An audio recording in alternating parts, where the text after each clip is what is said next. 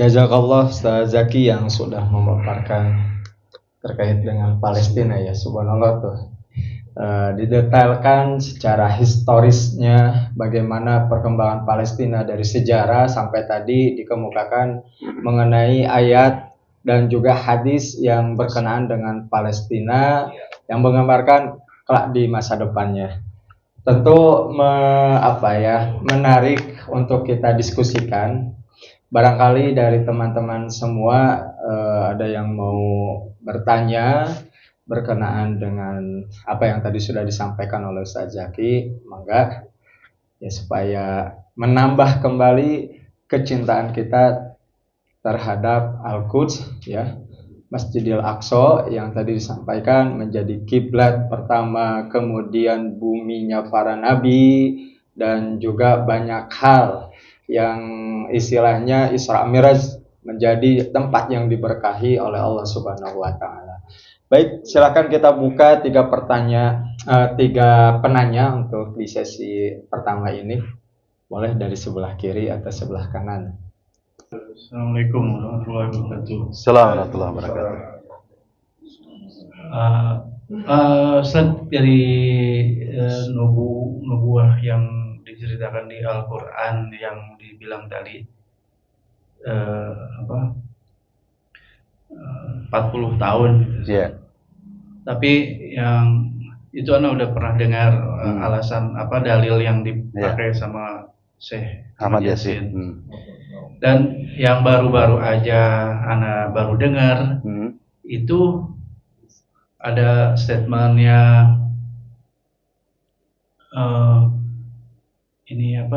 juru bicara Hamas yang baru-baru mengeluarkan statement bahwa ini katanya ada di kitabnya orang-orang Yahudi bahwa ini adalah tahun siklusnya kehinaan Yahudi yang dibilang di dalam kitab Taurat. Dan tahun-tahun inilah yang dia bilang untuk menggetarkan musuh gitu ya. Itu apa ada penjelasannya gitu saat yang dimaksud apa yang ada di dalam Taurat itu juga ada kalau ininya sih kalau lihat pidato lengkapnya ada sih di ini saat ini.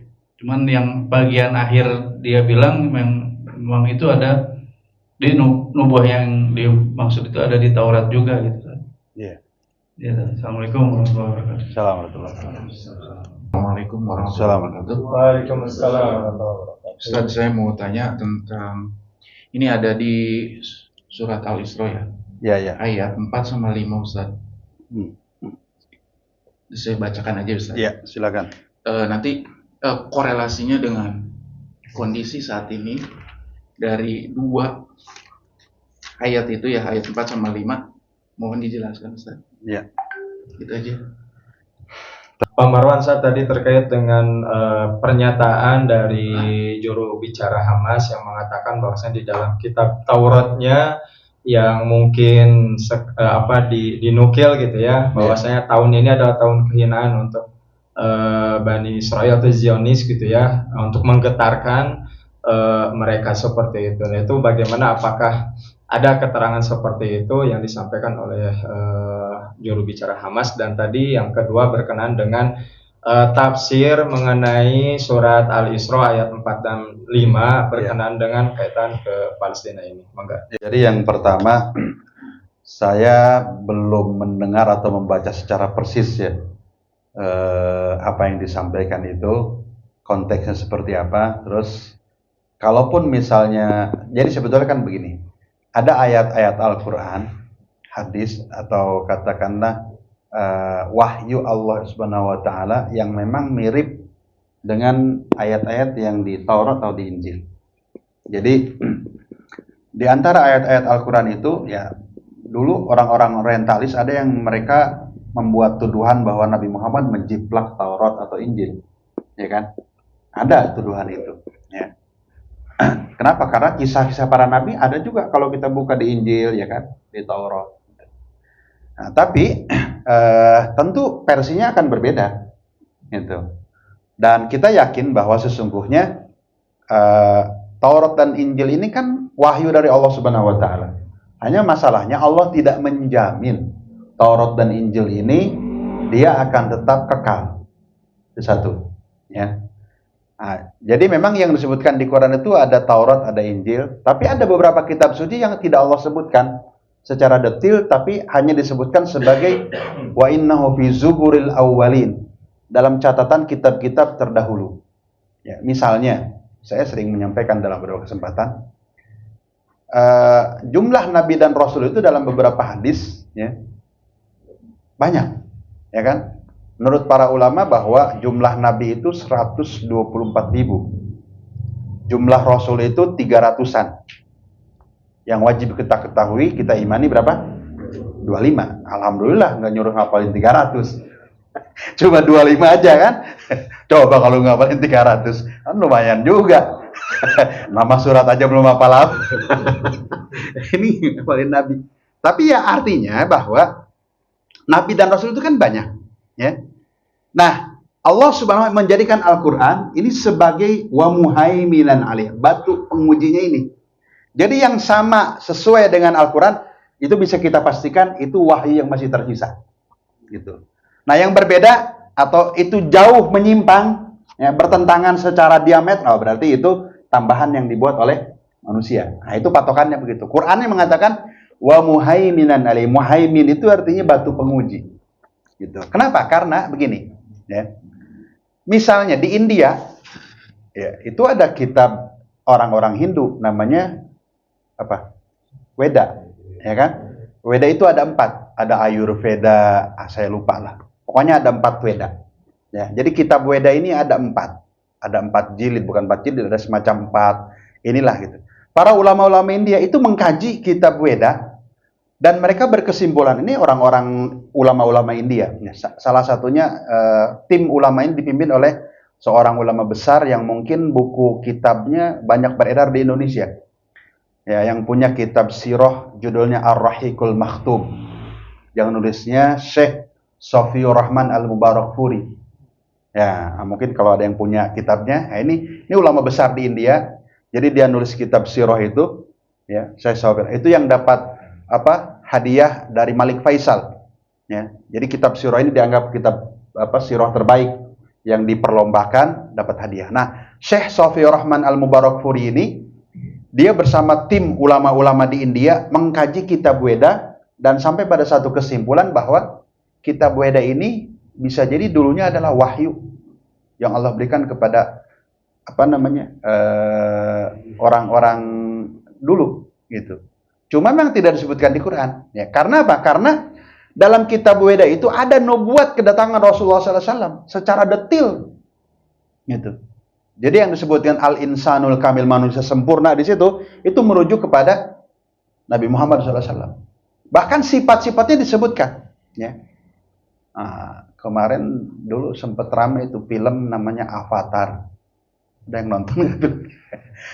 Avatar itu kan punya kendaraan yang bisa terbang ya. Itu kan ngambilnya dari situ gitu. Rasulullah punya buruk, ya kan? Jadi cerita tentang Avatar itu cerita tentang kedatangan Nabi terakhir yang dijanjikan yang ada di dalam kitab agama Hindu, dalam kitab Weda. Nah itu Syekh Shafii Rahman Al-Barfuri itu mengkaji kitab Hindu karena mereka orang India, ya, itu dikaji, itu ada hasil kajiannya, ya, emang dijelaskan begitu. Nah, bisa jadi seperti misalnya Buddha Siddhartha Gautama, mungkin dia nabi, mungkin beberapa ulama mengatakan mungkin saja Siddhartha Gautama atau sang Buddha ini adalah nabi Zulkifli katanya. Kalau tidak salah Imam Syahrastani itu dalam kitab Al-Milal wan Nihal menjelaskan itu. Kalau kita lihat coba sang Buddha itu kan palanya botak, pakai bajunya ihram, cuma warnanya kuning, ya kan? Ini kan orang botak itu baru pulang dari haji. Karena tidak ada nabi yang Allah utus kecuali itu harus diwajibkan juga hajinya kemana? Ke Baitullah. Ya. Pernah nggak ngelihat patung Buddha yang lagi tidur tangannya begini? Ini kan tidur gaya orang Islam kan? Tangan kanan begini. Ya kalau kita lihat gitu. Artinya ajaran agama yang bertahan kebaikan. Mungkin itu adalah wahyu, tapi kan ini harus ada penelitian, harus ada kajian. Contoh lain misalnya, mungkin nggak ada nabi dari Cina? Mungkin. Cuma kan ini perlu kajian gitu. Ini kalau kita bicara mungkin, ya misalnya, ya orang-orang Cina ngadain hari lahir Nabi Kongji, ya kan? Mungkin nggak? Mungkin saja kalau bicara mungkin. Karena yang mengajarkan Konghucu itu kalau bisa mungkin, tapi kan terjadi penyimpangan-penyimpangan. Hindu Buddha kan bisa jadi dulunya adalah agama tauhid, ya. Ini di antara salah satu kitabnya itu menceritakan ada kitab Manu namanya di Weda itu. Manu itu merujuk kepada Nabi Nuh gitu. Yang menceritakan banjir bandang besar gitu. Dan di situ diceritakan nanti akan ada nabi terakhir segala macam. Jadi setiap nabi itu pasti akan menceritakan tentang nabi terakhir, nabi akhir zaman, yaitu Rasulullah Sallallahu Alaihi Wasallam. Nah, jadi kembali kepada tadi, mungkin yang dimaksud itu adalah apa yang diceritakan oleh Allah SWT di ayat yang tadi saya sebutkan itu tentang siklus 40 tahun, dan memang mereka sendiri ngerti. Gitu. Makanya angka 80 buat mereka itu jadi angka yang sakral, gitu. Dan itu ditakuti oleh mereka, gitu. Jadi mereka juga kalau kata bahasa kita empot-empotan juga kan, ya kan? Kenapa ya? Karena memang Al-Quran mengatakan itu, ya, ada siklus generasi. Dan kalau kita berbicara generasi, yang berganti generasi bukan hanya generasi orang Palestina. Jadi orang Palestina berganti generasi, orang-orang yang di Israel juga berganti generasi. Ya kan? Jadi dalam 40 tahun itu orang-orang yang dulu bersabar, hebat, berjuang dalam tanda kutip ya, untuk melahirkan satu negara, mereka orang-orang yang berjuang, yang berkorban demi anak cucu mereka nanti punya negara. Nah, sementara yang anak-anak sekarang, ibaratnya generasi yang sekarang lahir, generasi penakut. Mereka lahir bukan mau berjuang, mereka maunya enak, ya. Maka pantas kalau kemudian di generasinya begitu. Gitu. Beda dengan generasi yang pertama yang memang mereka heroik, perang dengan Arab berkali-kali kan, tahun 48, tahun 47, 48, tahun 60, terus tahun 73 ya kan? Yang 67. 67, 68 kan? 73 dia kekalahan Israel. Ya, Mesir itu kan dengan Mesir. Iya. Yan Kofur, ya. Artinya ini kan masa-masa ketika mereka berada dalam seolah-olah ya masih struggle lah kan begitu. Nah, begitu 87 itu awal mulai intifada. Nah, itu artinya dari puncak sedang menuju ke kejatuhan. Nah, artinya ini memang kita tinggal menunggu waktu. Nah, ini yang pertama ya.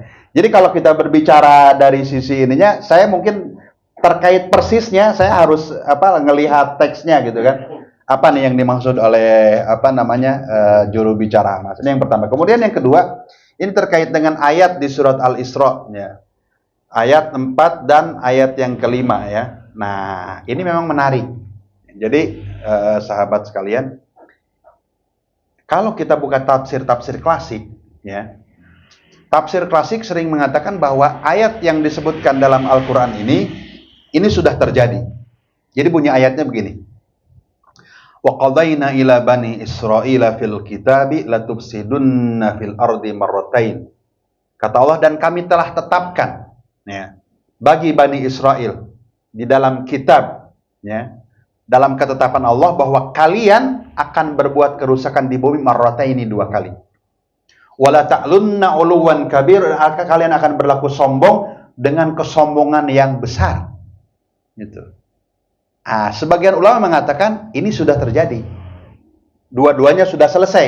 Itu kalau kita buka tafsir-tafsir. Tapi Imam Masjidil Aqsa itu pernah menyampaikan ya, para masyayikh di sana, bahwa yang terjadi itu baru yang pertama.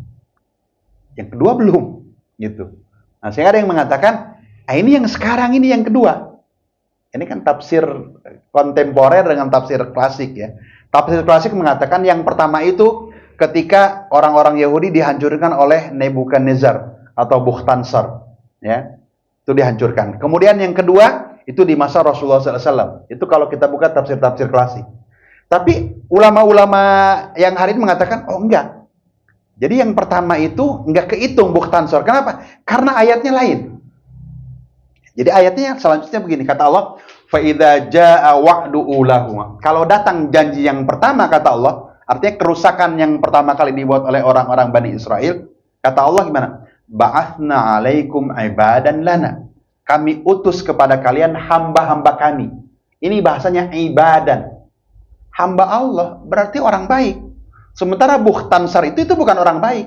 Artinya mereka penyembah berhala, bukan hamba Allah. Sementara diksi kata ibad dalam Al-Quran itu pujian tertinggi. Sekali lagi, kata ibad dalam Al-Quran ya, itu adalah pujian yang paling tinggi, hamba Allah. Ya, makanya Allah wa ibadur rahman, dan hamba Allah yang maha rahman. Ya, ini sebutin sifat-sifatnya ya kan? Wa ibadur rahmanil ladzina yamshuna 'alal ardi hauna wa idza khatabahumul jahilun. Itu Allah sebutkan begitu. Buktinya apa? Ketika Allah menyebutkan ayat pertamanya, subhanalladzi asra bi 'abdihi, maha suci Allah yang memperhatikan hambanya. Jadi sebutan hamba itu adalah titel yang paling tinggi. Karena kita menisbatkan penghambaan kepada zat yang maha mulia. Nah, sementara ketika Bukhtansar itu mengusir orang-orang Yahudi ya dari Palestina, ya, itu bukan seorang muslim. Ya. Nah, makanya kata para ulama Palestina itu, ibadan lana ini adalah siapa? Rasulullah sallallahu alaihi wasallam. Ibadan lana uli ba'sin syadid, yang punya fajasu khilalad diyar wa kana wa'dam maf'ula. Ini adalah janji yang pasti akan terjadi. Nah, terus kata Allah, tsumma radadna lakumul karrata 'alaihim ya wa amdadnakum bi amwali wa. Kemudian kata Allah, kami kembalikan lagi ya. Tsumma radadna lakumul karrah, kami kembalikan kepada kalian ya kekuatan itu, bahkan kata Allah wa amdadnakum bi amwali wa banin wa ja'alnakum aktsara nafira. Allah berikan kepada kalian lebih banyak pendukung. Kata Allah, in ahsantum ahsantum li anfusikum. Kalau kalian berbuat baik, kebaikan itu kembali kepada kalian. Wa in asatum falaha, kalau kalian berbuat buruk ya balik juga kepada kalian.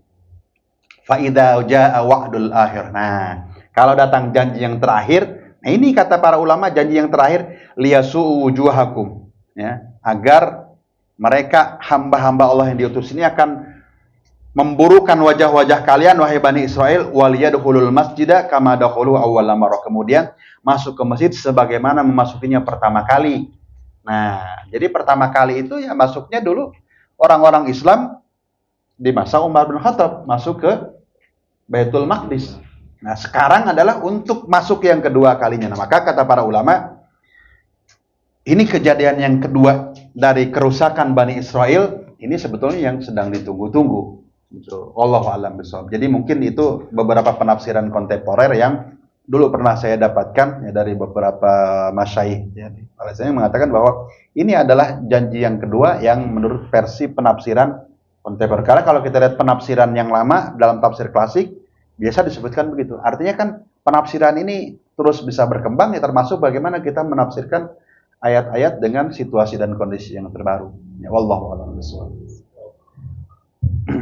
Terima kasih atas pemaparan penjelasannya. Mudah-mudahan yang bertanya